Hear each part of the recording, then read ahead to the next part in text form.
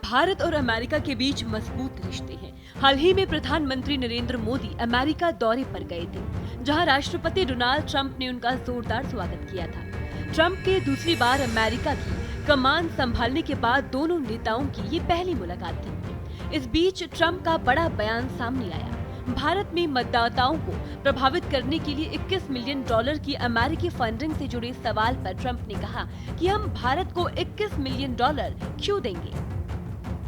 Florida के मारे लोगो में एक संवाददाता सम्मेलन में ट्रंप ने कहा, उनके पास बहुत पैसा है, ऐसे में हम भारत को $21 मिलियन क्यों देंगे, ये बात समझ से परे है। उन्होंने कहा कि भारत दुनिया में सबसे ज्यादा टैक्स लगाने वाले देश में से एक है।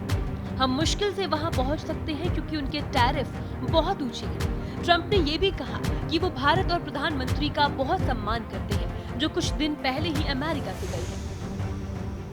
दरअसल हाल ही में एलन मस्क के नेतृत्व वाले अमेरिकी सरकारी दक्षता विभाग ने विभिन्न देशों के लिए फंडिंग रोकने की घोषणा की थी, जिसमें भारत में मतदान को बढ़ावा देने के लिए $21 मिलियन अमेरिकी डॉलर की राशि भी शामिल थी।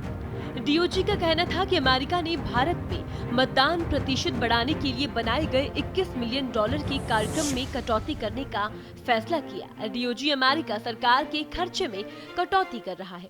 अमेरिका भारत को 1 अरब 82 करोड़ रुपए यानी कि $21 मिलियन इसलिए देता था। इसका मकसद देश के चुनावों में मतदाता भागीदारी को बढ़ावा देना था, लेकिन डीओजी के फैसले के बाद अब ये फंडिंग भारत को नहीं मिलेगी। खास बात यह है कि डीओजी ने ये घोषणा ट्रंप और पीएम मोदी से मुलाकात के कुछ ही दिनों बाद की थी। दरअसल ट्रंप ने सरकारी खर्चे में कटौती के लिए डिपार्टमेंट ऑफ गवर्नमेंट एफिशिएंसी नाम का एक नया विभाग बनाया, जिसका प्रमुख टेस्ला के मालिक एलन मस्क को नियुक्त किया गया।